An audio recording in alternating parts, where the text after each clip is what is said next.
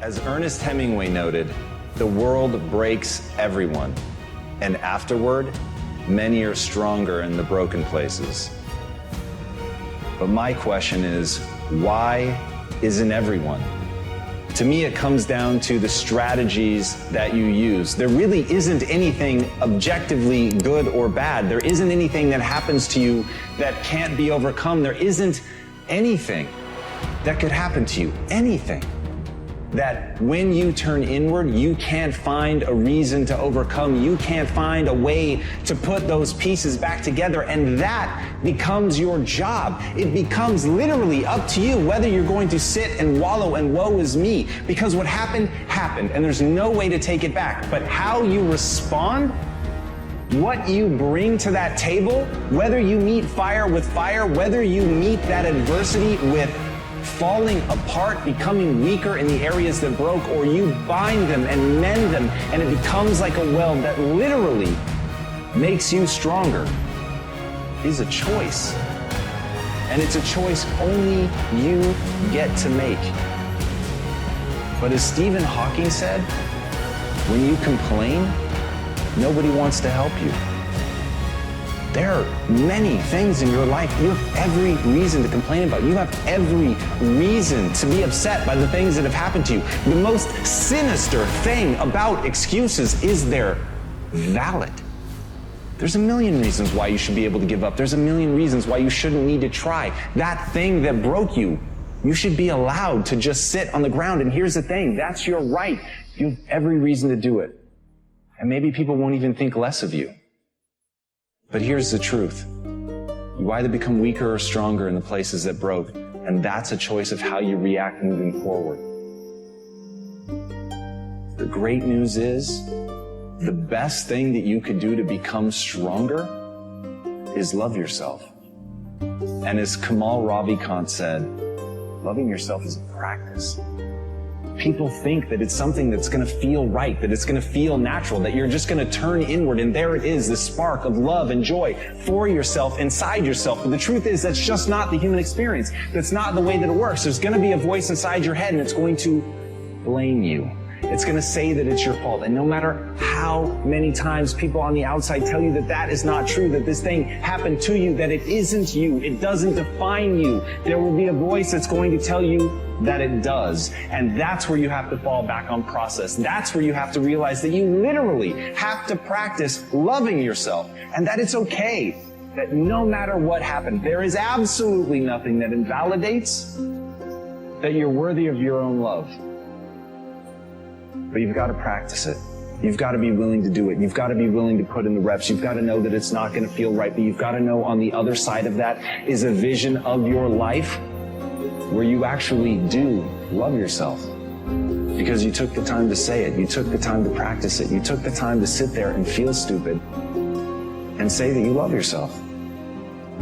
And sometimes just putting in the work is what you need to do to get strong. So put in the work.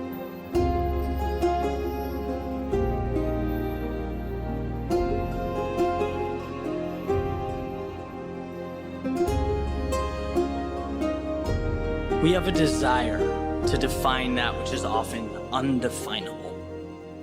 When it comes to life and its highly coveted outcomes, assessing the things that we want, we use probability to solidify things that are entirely fluid. For example, you often hear about the odds of becoming a professional football player, the odds of becoming a CEO, going to Harvard, making 6 or 7 figures, numbers that often paint a picture of why you can't. Right? When you hear only 1 in however many millions of people accomplish something, the intent is to show you that you're more likely to fall into the millions bucket than the 1 bucket. To show just how rare or difficult or out of the ordinary achieving that thing would be. Almost like they're being compared to a lottery, a random number generator, luck, a pursuit in which you have zero control.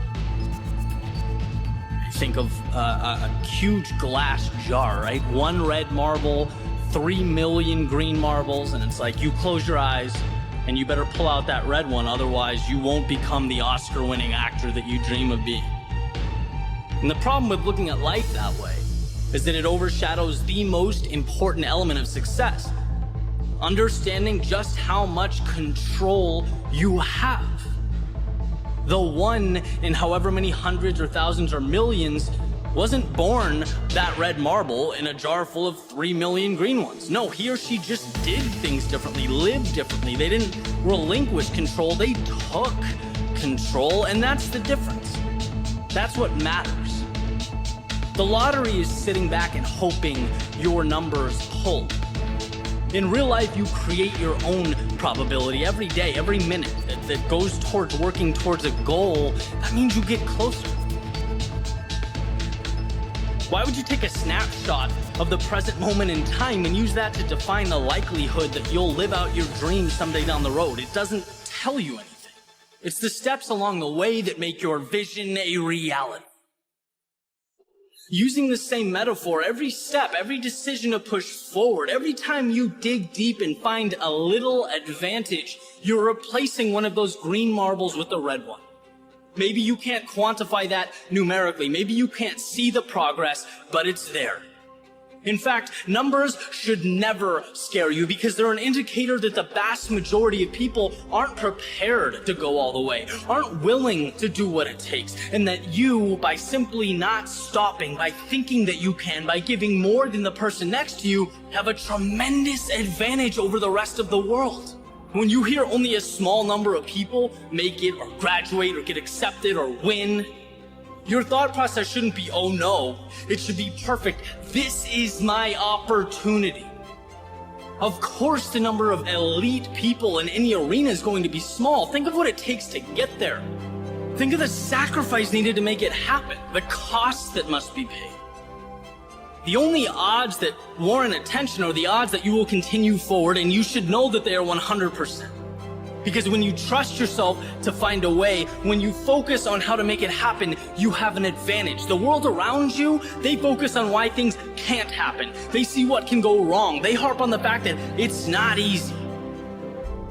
Remaining fixated on why you can, on finding a way, means you most likely will. The terms difficult or demanding or even unlikely, they have nothing to do with you crossing that finish line if you are 100% convinced you are going to do just that. Words like difficult, they just imply that there's going to be plenty of opportunities to quit and turn around along the way, a temptation that must and will be ignored. They mean that you will be tested, that you will have to ask yourself potentially numerous times if this means something to you, if it's truly worth it. And if the answer is yes, then the numbers, the probability, the odds, they are not an adversary, they are an ally.